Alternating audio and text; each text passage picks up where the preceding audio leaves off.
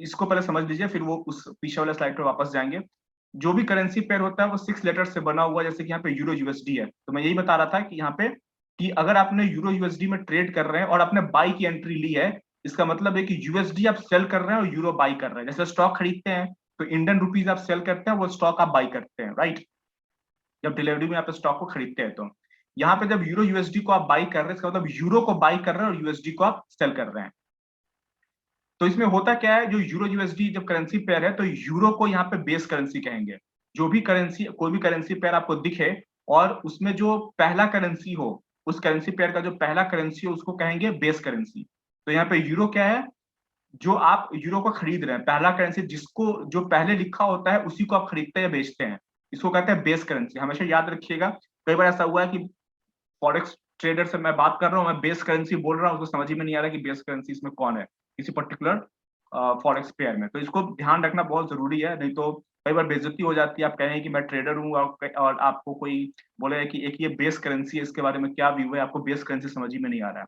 तो किसी भी करेंसी पेयर में जो सबसे पहला करेंसी होता है उसको बेस करेंसी कहते हैं। जैसे यूरो यूएसडी के पेयर में ये यूरो जो है वो बेस करेंसी है।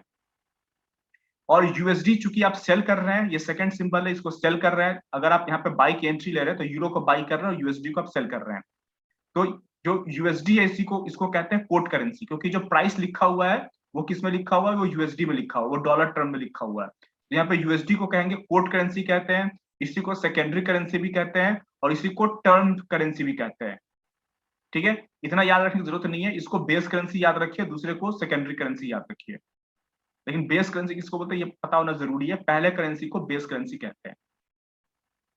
ठीक है, कुछ निकनेम होता है उसको आप जान लीजिए। आई होप यहाँ तक किसी को कोई दिक्कत नहीं है समझने में। कुछ निकनेम होता है, कई बार आप कोई बुक पढ़ रहे हैं या किसी ट्रेडर से बात कर रहे हैं तो ये ऑस्ट्रेलियन डॉलर है, एयूडी यूएसडी है, तो ऑस्ट्रेलियन डॉलर और यूएस डॉलर के पेयर को ऑसी कहते हैं। यूरो यूएसडी को सिर्फ यूरो कहा जा सकता है। यूरो यूएसडी इतना पॉपुलर ये पेयर है कि इसको सिर्फ यूरो भी कहा जाता है। ठीक है, यूरो में ट्रेड कर रहा हूँ, यूरो में ट्रेड करने का मतलब होता है यूरो यूएसडी में ट्रेड करना। ऑसी में ट्रेड करने का मतलब होता है AUD Australian dollar versus USD dollar में ट्रेड करना। जीबीपी यूएसडी को केबल कहते हैं, एनजेडी यूएसडी को कीवी कहते हैं, क्योंकि न्यूजीलैंड की करेंसी है और न्यूजीलैंड का सेकेंडरी नेम कीवी भी है, तो उसको कीवी कहते हैं।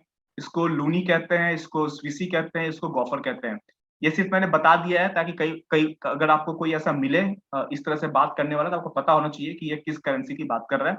मेनली इसमें यूरो, केबल और कीवी याद रखिएगा, ये ज्यादा पॉपुलर है। इसको लोग ऐसे जनरली न्यूजीलैंड की करेंसी को कीवी बोल देते हैं, जीबीपी यूएसडी को केबल बोलते हैं लोग, कई लोग हीरो यूएसडी को सिर्फ हीरो बोल के निकल देते हैं।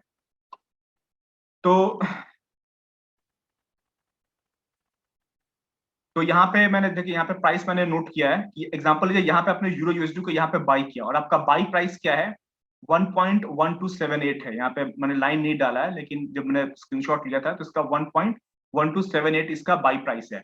और जो कोड करेंसी है वो वो जो है वो यूएस डॉलर में यहाँ पे।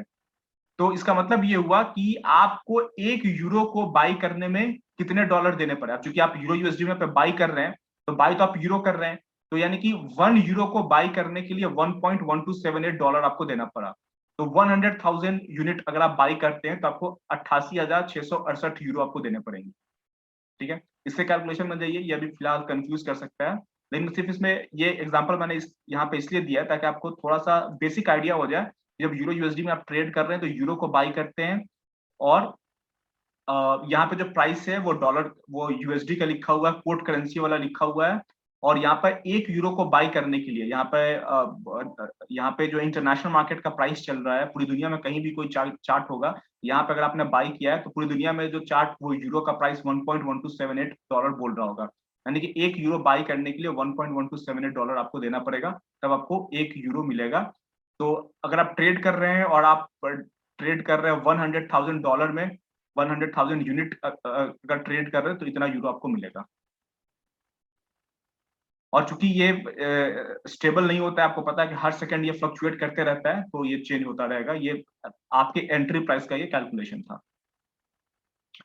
अब देखिए, एक चीज आप याद रखिए कि जब आप ट्रेड करेंगे तो बेईमानी होगी।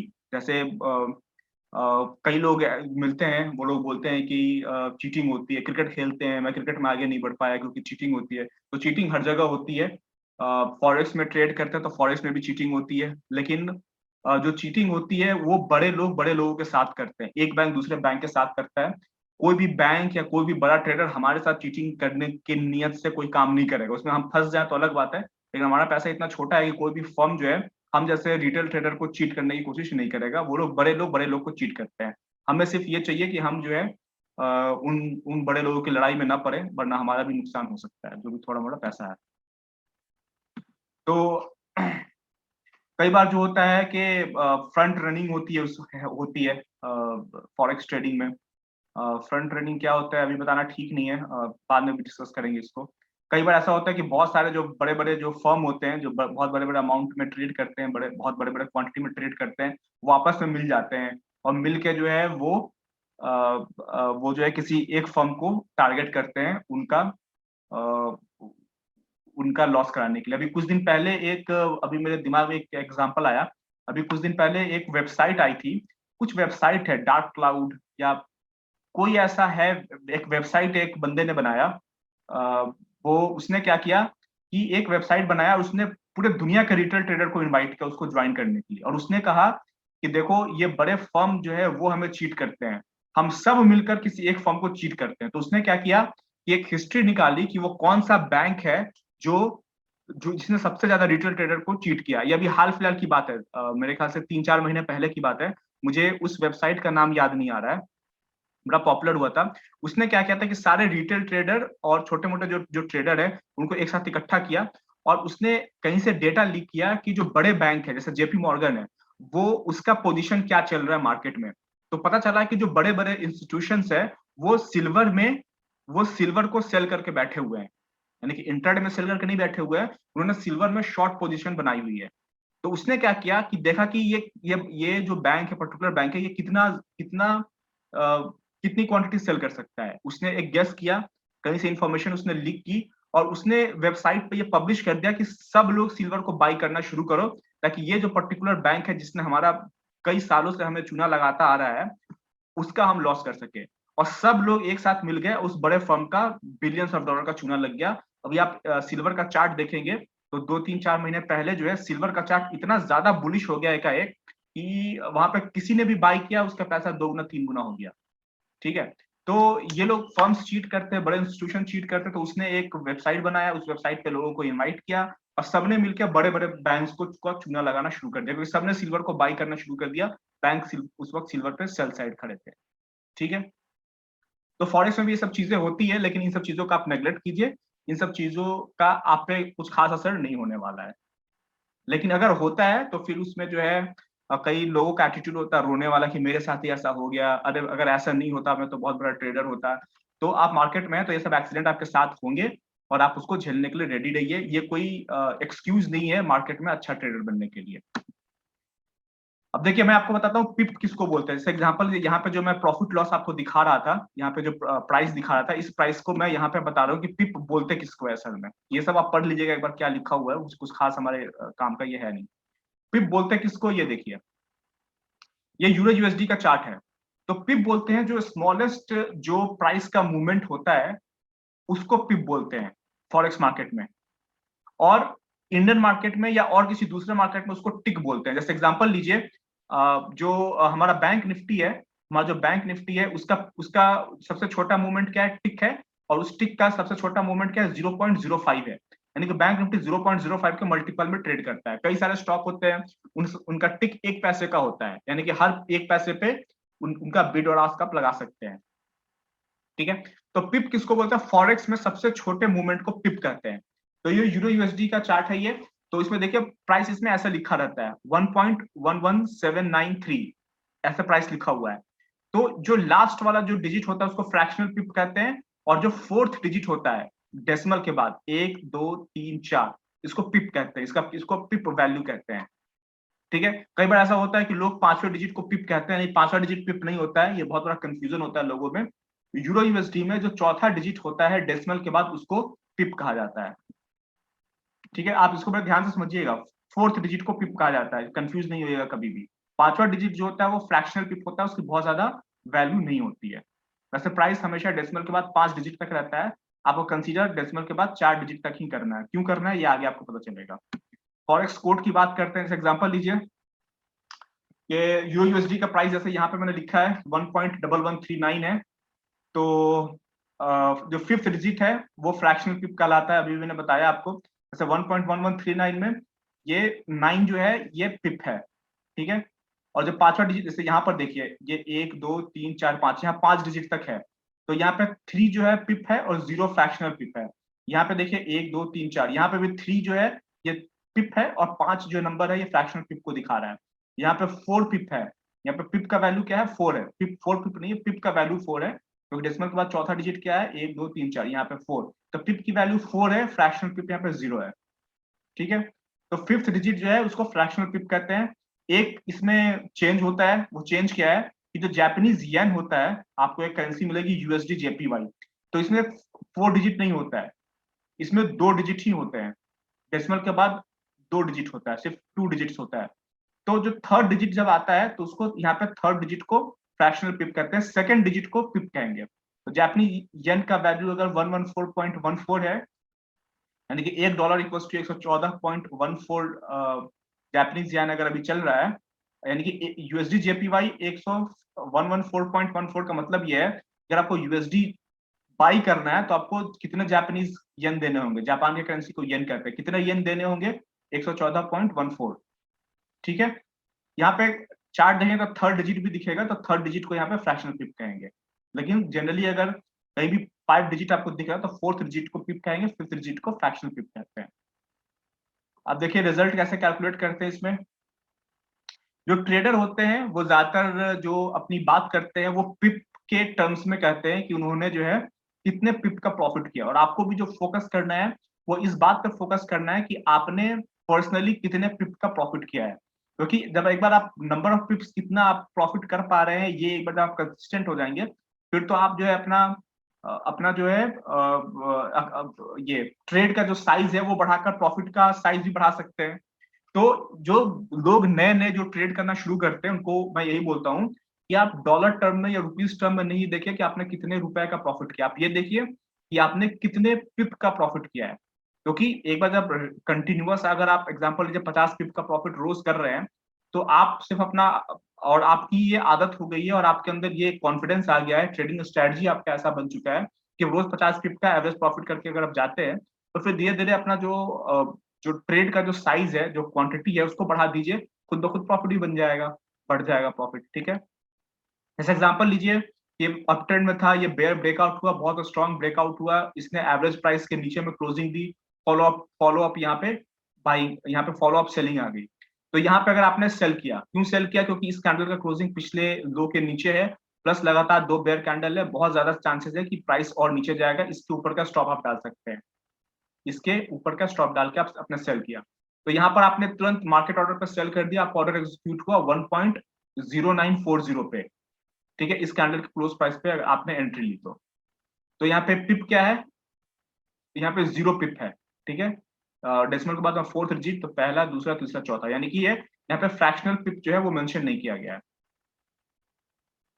और आपने यहाँ पे सेल किया और यहाँ पर जो है आप रुके हुए हैं, और अब आपको लगा कि चलो ठीक है, लगातार 3 बेयर कैंडल बुल कैंडल बन गया, तो अब यहाँ पे आपको सपोर्ट दिख रहा है, आपने इसके ऊपर का स्टॉप डाला हुआ है कि अगर लगातार बुल बार बनता जाएगा तो मैं एग्जिट कर जाऊंगा। आपने एग्जांपल लीजिए, यहाँ पे आपने एग्जिट कर दिया, तो आपका और यहाँ का जो प्राइस है एग्जिट करने का वो है 1.0915 पे, तो आपका जो है टोटल प्रॉफिट कितना हुआ, आपने एंट्री ली थी 1.0940 पे और आपने एग्जिट लिया, एंट्री लिया था सेल में तो एंट्री लेंगे बाई में, आपने अपने सेल किया था 1.0940 पे और आपने एग्जिट किया 1.0915 पे, आपने 25 पिप्स का प्रॉफिट किया, ठीक है। डेसिमल के बाद सिर्फ 4 डिजिट को आप देखेंगे, आपने 25 पिप्स का प्रॉफिट किया।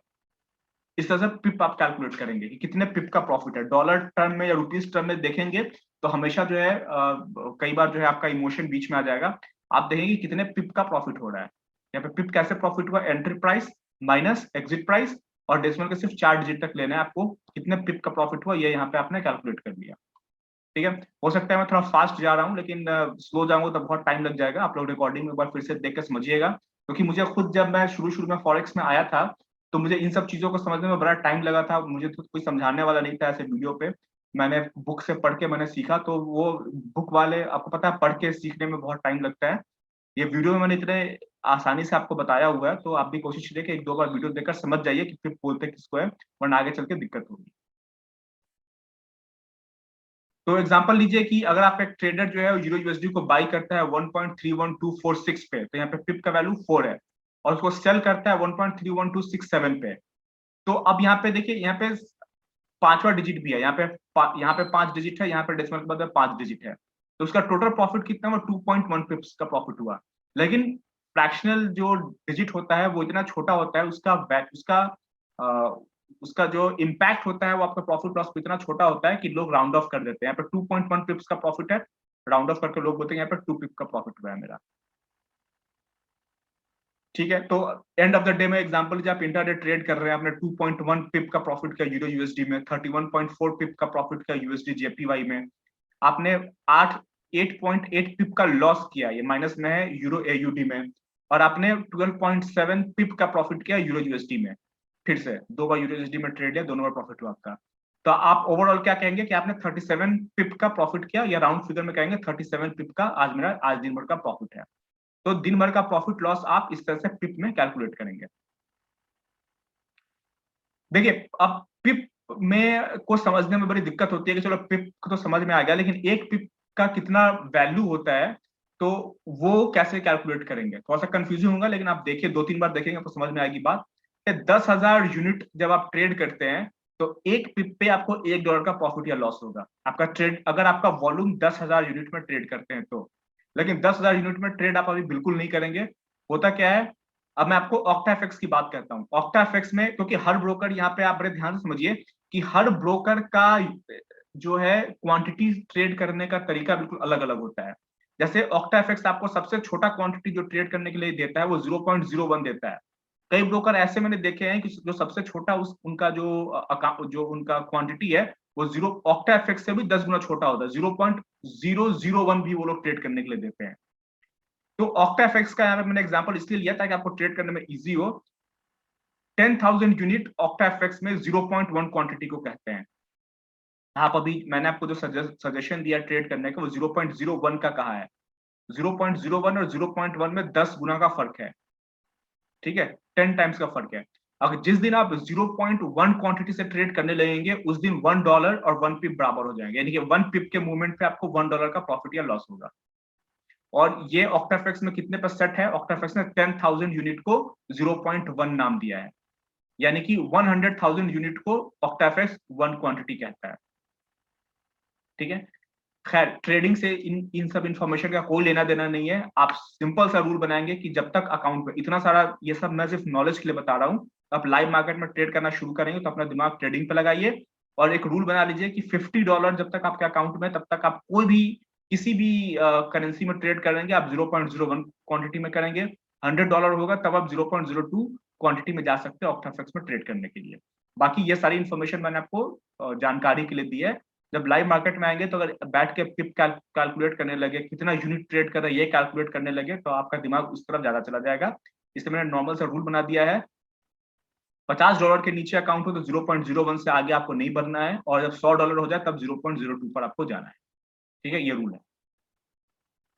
पिप कैलकुलेटर का मैंने लिंक दे दिया हुआ है, कभी कभी आपको कंफ्यूजन हो तो इस लिंक पर जाएंगे ऑक्टाफेक्स के, और वहां पे आप डालेंगे कि 1 पिप इक्वल्स टू $1 कितने क्वांटिटी पर आता है, या अगर मैं कोई पर्टिकुलर क्वांटिटी में उसमें खरीद या बेच रहा हूं तो एक पिप के मूवमेंट पर कितना का प्रॉफिट या लॉस होगा। ये पिप कैलकुलेटर होता है, फ्री में अवेलेबल रहता है, आप यहाँ जाकर चेक कर सकते हैं।